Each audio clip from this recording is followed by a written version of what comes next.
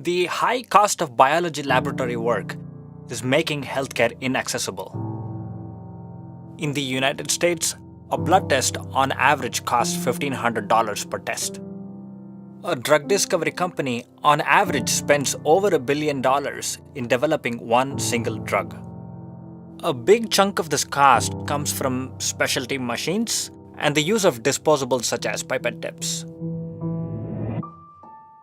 So, we have been developing a low-cost lab-on-a-chip technology based on a physical principle called electrowetting, where we use electric fields to move, merge, stir, and analyze tiny biological samples.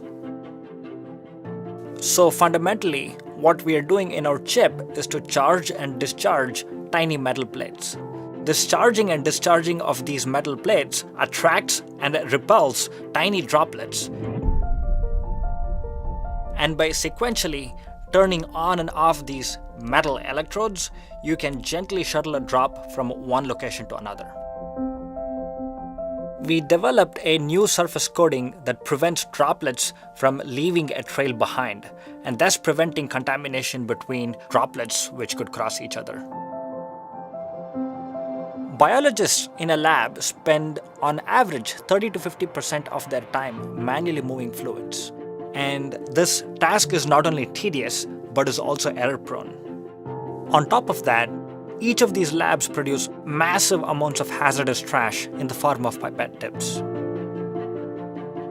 In our own lab, we've been running various experiments on our chip to reduce the dependency on pipettes by over 10-fold. Of course, you can replace the human with a pipetting robot. But each of these machines have their own definition for what a protocol is. And there are multiple research laboratories developing their own standard. So we want to change this. This will enable a way for biologists to create a shared protocol that millions of people can use.